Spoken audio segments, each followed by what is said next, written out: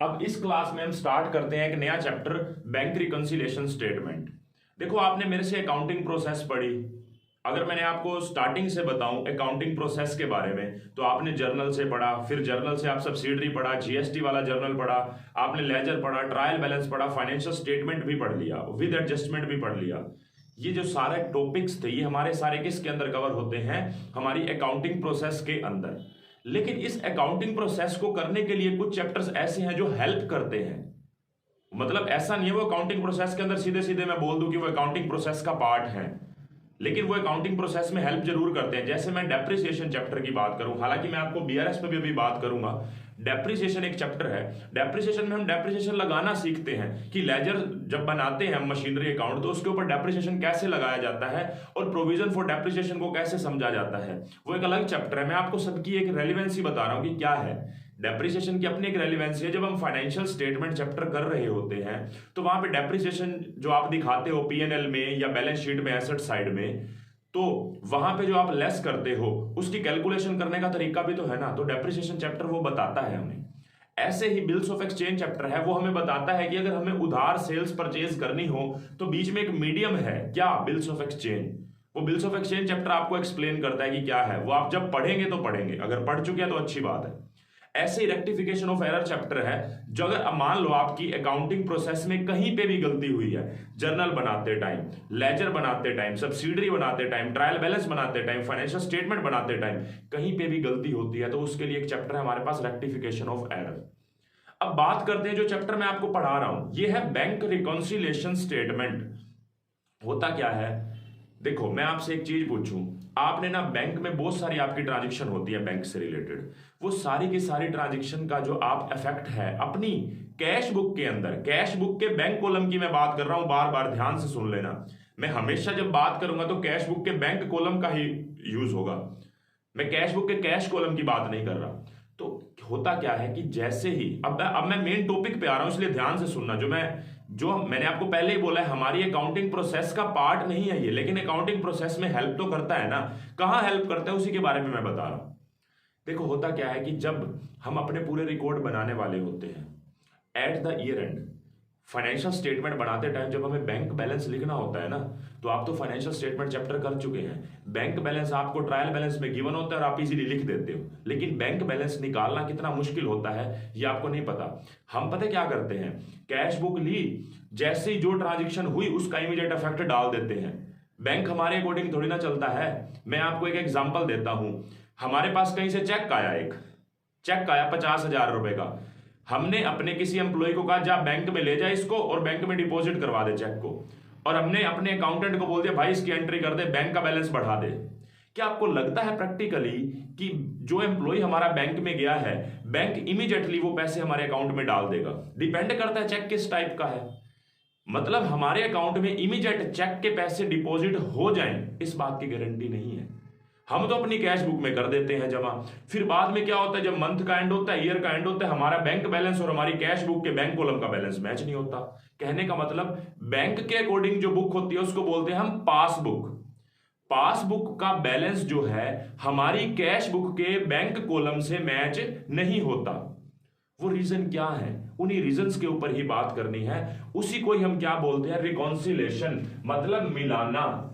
हमारी cash book के bank column को पासबुक के बैलेंस से मैच करना कि किस कारण से डिफरेंस आए हैं। एक डिफरेंस नहीं होता, बहुत सारे डिफरेंस होते हैं। आजकल का जमाना है यूपीआई का, आजकल का जमाना है नेट बैंकिंग का, आजकल का सब कुछ ऑनलाइन ट्रांजैक्शन का। हमारे पास इमीडिएट मैसेज आ जाता है। जब पहले की जमाने की बात करूं, आपके अकाउंट से कुछ भी चार्ज कटते थे या आपके अकाउंट में कोई पैसा डिपॉजिट करवाता था, आपको इंफॉर्मेशन भी नहीं होती थी। फिर आप मंथ के एंड पे जब पासबुक को पूरी करवाने जाते थे ना, कॉपी पूरी करवाना बोलते हैं जिसको आप, वो पूरी करवाने जाते थे, फिर पता लगता था मेरे अकाउंट से इतने रुपए कटे हैं, इतने रुपए ऐड हुए हैं, और हम अपने कैश बुक का बैलेंस कुछ और लिख रहे होते थे और पासबुक हमारा बैलेंस बढ़ा के या घटा के बता रही होती है। अगर मेरे अकाउंट में पैसे जमा हुए हैं तो पासबुक में बैलेंस बढ़ के आएगा, अगर कटे हैं तो लेस हो के आएगा। ये इंफॉर्मेशन हमें नहीं मिल पाती थी। हम इस चैप्टर में क्या पढ़ेंगे, इसी को रिकॉन्सिलेशन करेंगे।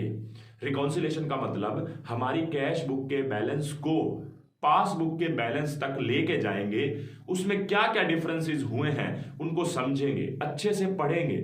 अब बात ये आती है, टॉपिक पे बाद में बात करेंगे, लेकिन एक बेसिक बात जो है वो आपको पता होनी चाहिए। वो क्या है?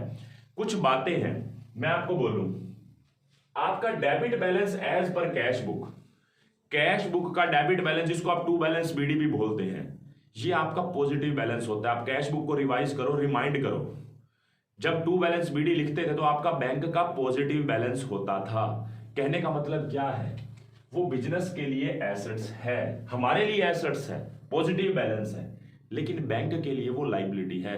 Debit balance as per cash book bank के लिए लाइबिलिटी है, एसेट्स किसके लिए है? बिजनेस के लिए। सेम बात अब आगे सुनो। Credit balance as per passbook का बैलेंस क्रेडिट होने का मतलब क्या है? पासबुक का जो क्रेडिट बैलेंस है ना, बैंक अपने अकॉर्डिंग बता रहा है, उसका मतलब भी सेम है। Debit balance as per cash book या credit balance as per passbook का मतलब सेम है। आप अपनी पासबुक खोल के देखें, आपके पास होगी, पेरेंट्स की होगी, उसमें हर एक अमाउंट के पीछे जो बैलेंस बचता है उस पर CR लिखा होगा। CR का मतलब यही है, क्रेडिट। आपके पास अकाउंट में कभी पैसे आते हैं ना, 5-6 हजार 10 हजार कुछ भी आए, तो उसी टाइम आपके पास मैसेज आता है your account has been credited with.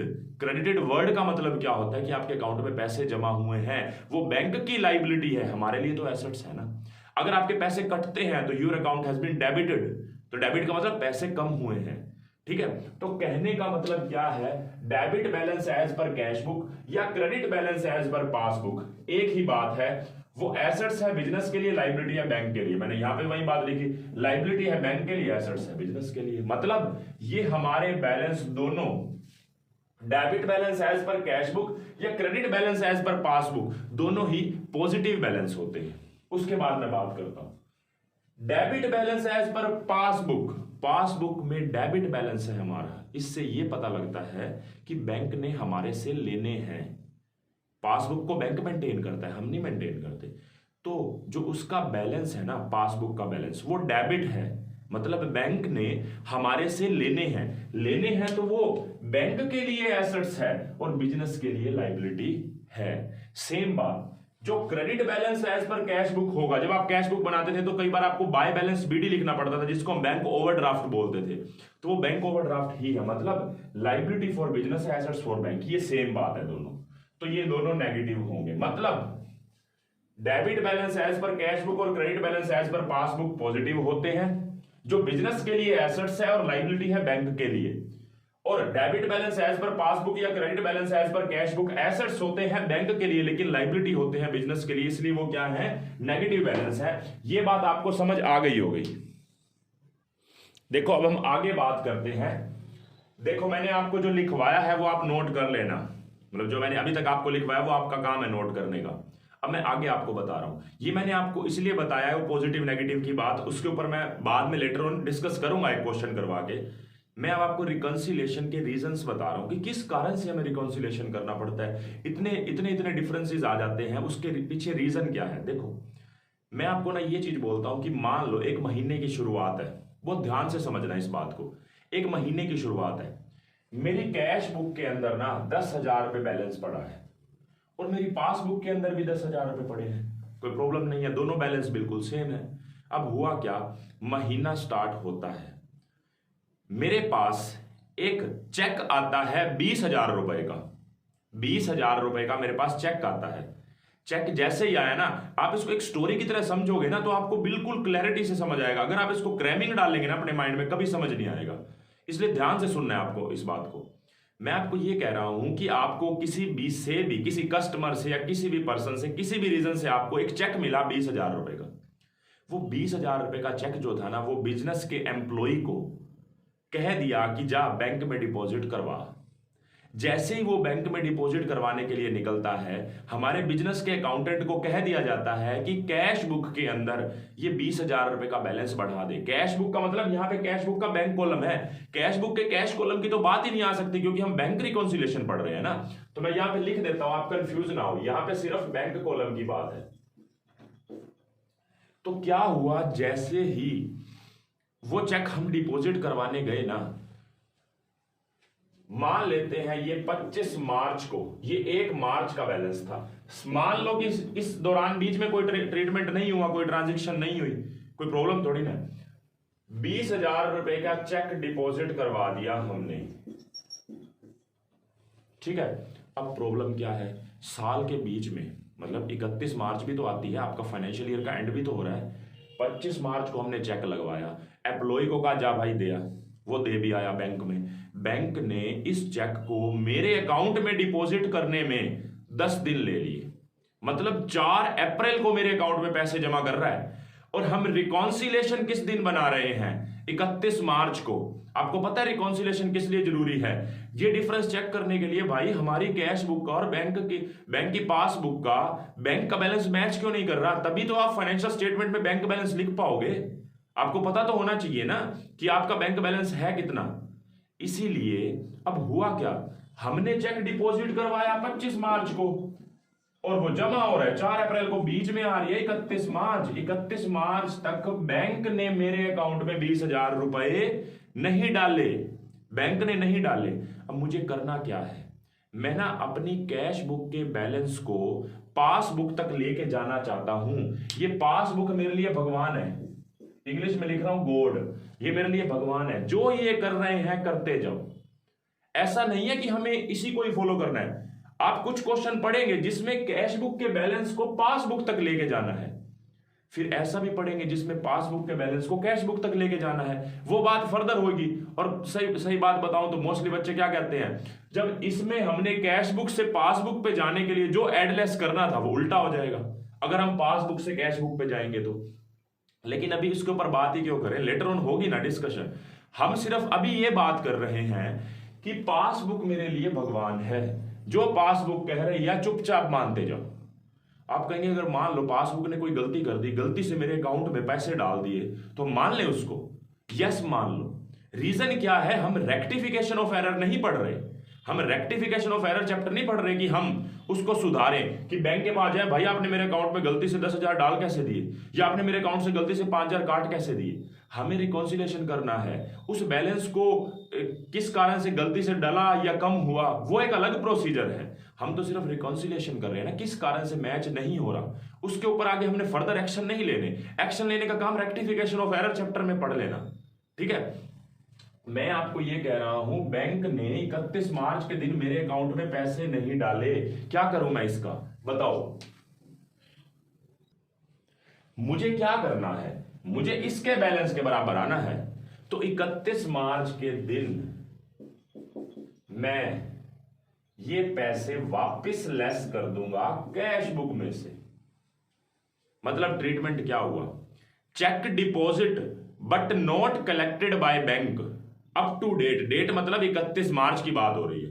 31 मार्च तक बैंक ने मेरे अकाउंट में पैसे जमा नहीं किए, मतलब जो मैंने जमा किए मैंने उसको रिवर्स कर दिया, उल्टा कर दिया, तो कोई प्रॉब्लम नहीं है, ठीक है। अब एक बात और सुनो, 26 मार्च को, अब बैलेंस तो बराबर हो रहा है ना, 10,000 था, 20,000 जमा करके वहीं कैंसिल कर दिए, 10,000 बैलेंस ही तो बच गया। अब आगे सुनो, मेरे अकाउंट से मैंने एक चेक से पेमेंट की किसी पर्सन को 5,000 रुपए की, मैंने अपनी बुक्स में से 5,000 रुपए काट दिए, चेक इशूड, ये डिपॉजिट था। वर्ड लिखने की ज्यादा बात नहीं है, मैं तो मतलब समझाने के लिए, मैंने चेक इशू कर दिया, मैंने अपने अकाउंट से कैश बुक के बैंक कॉलम में से पैसे काट दिए। अब प्रॉब्लम क्या है, मैंने तो पैसे वहां से काट दिए, कैश बुक पासबुक ने तो 31 मार्च तक नहीं काटे, मैंने तो 25 मार्च को 26 मार्च को उसकी पेमेंट दिखा दी। किसी भी रीजन से मेरी पासबुक से पैसे नहीं कटे। हो सकता है कि जिसको मैंने चेक दिया था, जिस पर्सन को पेमेंट करनी थी, उसने आगे बैंक में लगाया नहीं होगा, या हो सकता है लगाया होगा तो बैंक अपनी प्रोसेसिंग कर रहा है। मुझे फिर से बैंक के बराबर आना है, तो जो पेमेंट मैंने काटी थी वो चेक इशूड को मैं वापस से ऐड कर दूंगा, मतलब रिवर्स। आपने चेक डिपॉजिट करवाया लेकिन बैंक ने जमा नहीं किया, उसको मैं क्या करूंगा, माइनस करूंगा। देखो, cheque deposit but not collected by bank, मैं इसको क्या कर दूंगा, वापिस से माइनस कर दूंगा। देखो मैंने ये माइनस किया है। फिर check issued but not presented for payment. मैंने अपनी जेब से पैसे काट रहा हूं, बैंक नहीं काट रहा, मैंने भी बैंक के बराबर आने के लिए वापस एड बैक कर दिए, ठीक है। और ये कैश बुक के अंदर कोई चेंज नहीं कर रहा, एक अलग से एक पेज है उसके ऊपर मैं बस उसको मैचिंग कर रहा हूं। ऐसा नहीं कि कैश बुक के अंदर मैं काटे मार रहा हूं, ऐसा कुछ नहीं है। कैश बुक में कोई चेंज नहीं होगा, कैश बुक के बैलेंस को लेके सिर्फ उसको हम एडजस्टमेंट कर रहे हैं एक अलग पेज पे, ठीक है। ना ही हम कैश बुक को छेड़छाड़ कर रहे हैं, ना ही पासबुक को, एक अलग से पेज लेके बैठे हैं जिसपे सिर्फ मैचिंग कर रहे हैं, ठीक है। तो ये दो बातें आपको समझ आनी चाहिए। उसके बाद बात करते हैं, इसको मैंने क्या किया, रिवर्स, इसको बोलते हैं रिवर्स। रिवर्स का मतलब क्या है, जो मैंने किया, जमा किया, माइनस किया, बैंक ने वो जमा या माइनस नहीं किया, तो मैंने उल्टा कर दिया। उल्टा का मतलब रिवर्स कर दिया। जो बैंक कह रहा था चुपचाप फॉलो कर दो, जो मैंने बैंक से एक्स्ट्रा काम किया, मैंने 20,000 जमा किए, बैंक ने जमा नहीं किया, वापस माइनस कर दो। मैंने अपनी जेब से पैसे काटे, बैंक ने नहीं काटे, वापस एड बैक कर दो। तो ये रिवर्स ट्रीटमेंट हमने कर दिया। अब देखो आगे सुनो, ऐसा भी तो हो सकता है कुछ ट्रीटमेंट बैंक कर रहा है और मुझे इंफॉर्मेशन ही नहीं है। हमने तो बैंक को फॉलो करना है, बैंक को बिल्कुल फॉलो करना है, लेकिन जो मैं पहले से ज्यादा कर चुका हूं उसको रिवर्स कर दिया। ये रिवर्स के दो ही ट्रीटमेंट थे। अब मैं फॉलो की बात कर रहा हूं। मेरे अकाउंट में ना डायरेक्टली किसी कस्टमर ने ना 5,000 रुपए डिपॉजिट कर दिए, डायरेक्ट आ गए। मान लो 16 मार्च को 5,000 रुपए डिपॉजिट हो गए मेरे अकाउंट में, मुझे खबर नहीं थी। जब खबर मिली 31 मार्च को, कॉपी पूरी करवाने गया, पासबुक को मिलवाने गया, तो मुझे पता लगा कि बैंक में मेरे अकाउंट में मेरे कस्टमर ने 5,000 डाले हैं। बस हमने क्या करना है, इसको फॉलो करते जाओ, 5,000 ऐड कर दो, 5 की जगह मैं 7,000 कर देता हूं, 7,000 जमा कर दो। बैंक ने मुझे 31 मार्च के दिन तक का इंटरेस्ट मेरे अकाउंट में डाला है। मान लेते हैं 300 रुपए इंटरेस्ट डाला है, आप भी 300 रुपए ऐड कर दो। मान लो मेरा नेगेटिव बैलेंस था, किसी और स्टेटमेंट की बात कर रहा हूं, इसके अंदर नहीं, एक ही में इंटरेस्ट मिलना और कैंसिल होना तो हो नहीं सकता ना। मान लो मेरा कोई ओवरड्राफ्ट बैलेंस था और बैंक ने उस नाम के मेरे अकाउंट से 500 रुपए काटे हैं, इंटरेस्ट के नाम के, इंटरेस्ट चार्ज किया है, तो मैं 500 रुपए अगर यहां से घटा रहा हूं तो यहां से भी 500 रुपए घटा दूंगा। मान लो हमारे अकाउंट में मैंने कहीं पे ना शेयर्स में पैसा लगा रखा है या डिवेंचर्स में पैसा लगा रखा है, वहां से मुझे इंटरेस्ट या डिविडेंड मिलता है, वो डायरेक्टली मेरे अकाउंट में जमा होता है। क्योंकि वो इंटरेस्ट और डिविडेंड की जब हम शेयर्स वगैरह लेते हैं तो वहां पे हमें अपना अकाउंट नंबर देना पड़ता है। तो मेरे अकाउंट में डायरेक्टली 3,000 रुपए मेरे अकाउंट में आए हैं, वो इंटरेस्ट और डिविडेंड के नाम के। तो वो 3,000 रुपए जब मेरे अकाउंट में आए हैं, तो मैं जब कॉपी पूरी करवाने जाऊंगा तो ये 3,000 मैं भी ऐड कर दूंगा। हमने बैंक से ना सर्विसेज ली, जैसे मेरे पास SMS आते हैं आज की डेट में, या मैंने ATM खुलवा रखा है तो ATM की सर्विसेज है, UPI जो सर्विसेज चलती हैं इसके भी बैंक ने चार्जेस काट लिए होंगे। तो कहने का मतलब है बैंक ने कुछ चार्जेस काटे हैं, इंटरेस्ट नहीं, इंटरेस्ट तो मैंने ऊपर बोल दिया, ये जो है इंटरेस्ट ऑन ओवरड्राफ्ट, बैंक ने चार्जेस काटे हैं। मान लो 50 रुपए काट दिए, तो मैं भी यहाँ पे 50 रुपए काट दूंगा। आप अगर चेक करके देखो, सिर्फ यही दो ट्रीटमेंट ही तो थे, ये वाला और ये वाला, जिसको मुझे रिवर्स करना था। बाकी तो सारे फॉलो कर रहा हूं, जो बैंक करता जा रहा है मैं करता जा रहा हूं साथ साथ। अब एक बात और, आपको पता होगा क्या होता है कि जैसे कुछ स्कूलों की फीस भी तो बैंक में डिपॉजिट होती है। क्या होता है कि ना हम बैंक को ही ना ऑटो पे का ऑप्शन दे देते हैं, स्टैंडिंग ऑर्डर होता है हमारा खुद का। अगर मैं मालिक हूं, अपने बैंक अकाउंट है मेरा, मैंने बैंक को बोल दिया कि भाई मेरे अकाउंट से डायरेक्टली पैसे काट देना, जो मेरी मंथली या क्वार्टरली मेरे कुछ पैसे कटने होते हैं, कुछ बिल्स होते हैं, जैसे क्लब की फीस हो सकती है, बच्चों की ट्यूशन फीस हो सकती है, LIC प्रीमियम हो सकता है, तो मेरे मंथली अपने आप ही मेरे अकाउंट में से काट देते हैं। तो मैं ये बोलूं कि यहाँ पे लिख देता हूँ, स्पेस की कमी है अगर तो इसको रब कर देता हूं एक बार, जैसे LIC फीस हो गई, क्लब फीस हो गई, ये सारे मान लो मेरे 7,000 रुपए थे, 8,000 थे, तो 8,000 जैसे यहां से माइनस हुए, 8,000 हमने यहां से भी माइनस कर दिए। देख के ये तो इन्होंने पहले ही कर दिया, हमने सिर्फ दो जगहों पे, एक ये और एक ये, जो हमने पहले कर दिया था उसको उल्टा कर दिया। 20,000 जमा किए, बैंक ने जमा नहीं किए, मैंने वापस माइनस कर दिए। मैंने 5,000 अपने अकाउंट से काटे, बैंक ने कहीं पे नहीं काटे, मैंने वापस ऐड कर दिए। ये दोनों रिवर्स थे, बाकी सारे के सारे फॉलो थे। जैसे जैसे बैंक करता जा रहा है वैसे वैसे बैंक को फॉलो करते जाओ। तो ये जो ट्रीटमेंट था ना, मैंने रफली आपको समझाया है, इसको मैं फेयर करके आपको एक बार दिखा देता हूं। आपने अगर इसको नोट करना है तो साथ साथ कर सकते हो, कोई प्रॉब्लम नहीं है। अगर आपने पूरा एक बारी, क्योंकि माइंड में रहे, विजुअलाइजेशन जो होती है जितनी वो अच्छी रहती है, तो अगर आपने इसको नोट करना है तो कर लो। देखो बच्चों, अब मैंने ये जो चीज मैंने आपको समझाई थी उसको फेयर करके लिख दिया है कि अगर आपने चेक डिपॉजिट कराया लेकिन बैंक ने आपके अकाउंट में जमा नहीं किया तो माइनस कर दो ना, क्योंकि आप ऊपर क्या लिख रहे हो कि कैश बुक के बैलेंस को पासबुक तक लेके जाना है, ये हमारा कोड है, ये इसी को ही फॉलो करना है। इसने जो गलती करी है, अगर हमने गलती किया तो सुधार दें, और अगर इन्होंने किया तो फॉलो कर दो। अगर मान लो गलती से भी मेरे अकाउंट में जमा कर देते हैं ना तो हम भी जमा कर देंगे, गलती से मेरे अकाउंट से काट देते हैं तो काट देंगे। क्या पे एक पेज पे ही तो करना है, सिर्फ मैचिंग ही तो कर रहे हैं। अगर गलती से काटे हैं उसके लिए अलग एक्शन लिया जाएगा, हम जाएंगे बैंक में कि किस कारण से काटे हैं, किस कारण से मेरे अकाउंट में पैसे आए हैं, वो एक अलग प्रोसीजर है। हम तो सिर्फ क्या है, मैचिंग कर रहे हैं ना, हम रेक्टिफिकेशन की बात नहीं कर रहे, हम लीगल एक्शन लेने की बात नहीं कर रहे। ठीक है, तो देखो मेरे अकाउंट में अगर मैंने जमा कराया लेकिन बैंक ने जमा नहीं किया तो माइनस कर दूंगा, रिवर्स कर दूंगा। चेक इशू हुआ, मैंने पेमेंट की लेकिन बैंक ने मेरे पैसे नहीं काटे तो वापस एड बैक कर दूंगा। मुझे पासबुक के बराबर जाना है, इस बैलेंस को इसके बराबर लेके जाना है, तो मैं कैश बुक के बैलेंस से अपने पेज पे एक एडजस्टमेंट कर रहा हूं कि इसके बैलेंस तक कैसे पहुंचा जाए। अब मान लो कस्टमर ने डायरेक्टली मेरे अकाउंट में पैसे डिपॉजिट करवा दिए तो मैं अपनी कैश बुक के में भी ये जमा कर दूंगा। कैश बुक का मतलब एक पेज पे, कैश बुक में तो मैंने पहले ही बोला है कैश बुक में कोई छेड़छाड़ नहीं हो रही, वो तो वैसे की वैसे ही रहेगी। ठीक है, बस बैलेंस मैच करने के लिए एक पेज पे मैं बैलेंस ऐड कर दूंगा कि हाँ इस कारण से चेंज आएगा।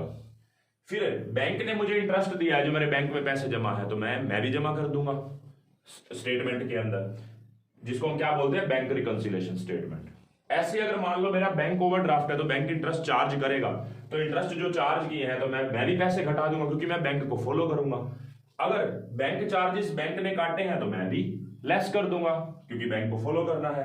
मेरे अकाउंट में इंटरेस्ट और डिविडेंड के पैसे आए, कहीं पे मैंने इन्वेस्टमेंट में पैसा लगा रखा था, शेयर्स में, डिवेंचर्स में या कहीं पे भी, वहां से मेरे अकाउंट में, म्यूचुअल फंड भी हो सकता है, मैंने वहां पे पैसा लगा रखा था, मेरे अकाउंट में पैसे आए हैं, बैंक ने उस इंटरेस्ट को या डिविडेंड को कलेक्ट किया है मेरे बिहाफ पे, तो मैं भी उस बैलेंस के मैच करने के लिए, पासबुक के बराबर आने के लिए मैं भी एड बैक कर दूंगा। और LIC fees, club fees, tuition fees bank ने पे की है तो मैं भी पे कर दूंगा। ऑर्डर खैर हमने ही दिया था लेकिन जब बैंक ने काटे तो उसको फॉलो करने के लिए मुझे भी करना पड़ेगा। मैंने आपको जो चीज समझाई है इस क्लास में हम इतना ही रखेंगे क्योंकि नेक्स्ट क्लास में ना फिर मैं इससे रिलेटेड क्वेश्चन करवाऊंगा, फिर कुछ ऐसे एडजस्टमेंट बताऊंगा जिसमें दिक्कत आती है क्वेश्चन करने में, जो मैं आपको नेक्स्ट क्लास में क्वेश्चन करके बताऊंगा ना, उसके बाद आप क्या करेंगे, सिर्फ और सिर्फ क्वेश्चंस ट्राई करेंगे। जहां पे भी आपको दिक्कत आती है, रुक रहे हो, मैं आपको बताऊंगा कि कितने क्वेश्चंस करने हैं, फिर जब आप रुक रहे हो ना, रुकने के बाद ही मैं आपको आगे कहूंगा कि आप अगली वीडियो देखो, फिर वहां से आपकी समस्याएं खत्म हो जाएंगी। तो ठीक है, पहले खुद से ट्राई करना है, नेक्स्ट वीडियो देखना, पहले नेक्स्ट जो मैं समझाऊंगा क्लास में उसको अच्छे से समझना। तो इस क्लास में इतना ही, आप इसको नोट कर लो बस अच्छे से।